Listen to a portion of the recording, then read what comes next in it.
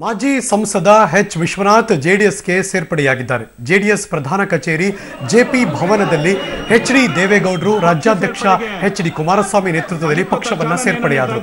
H Vishwanath ಮಗ ಅಮಿತ್ ವಿಶ್ವನಾಥ್ ಕೂಡ JDS ಸೇರ್ಪಡೆಗೊಂಡರು. ನನ್ನ 40 ವರ್ಷದ ರಾಜಕೀಯ ಇತಿಹಾಸದಲ್ಲಿ ಐತಿಹಾಸಿಕ ತಿರುವು ಇದು.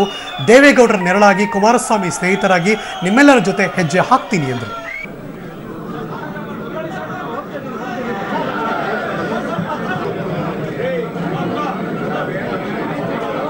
ನಾನು ಏನು 40 ವರ್ಷಗಳ ಕಾಲದಿಂದಲೂ ಒಂದು ರಾಷ್ಟ್ರೀಯ ಪಕ್ಷದಲ್ಲಿ ಗುರುತಿಸಿಕೊಂಡು ನನ್ನ ನಿಷ್ಠೆ, ನಾನು ಕಲಿತಂತಹ ವಿದ್ಯೆಗಳು ಅಥವಾ ನಾನು ನಡೆಸಿದಂಥ ಎಲ್ಲರ ಜೊತೆ ಸೇರಿ ಕೆಲಸಗಳು ಇವೆಲ್ಲವನ್ನು ಕೂಡ ನಾನು ಯಾವ ಪಕ್ಷಕ್ಕೆ ಇವತ್ತು ಬಂದಿದ್ದೀನಿ JDS ಅದೇ ಪಕ್ಷಕ್ಕೆ ಅಷ್ಟೇ ನಿಷ್ಠೆಯಿಂದ ನಾನು ಇಲ್ಲಿ ಮುಂದುವರಿಯುತ್ತೀನಿ.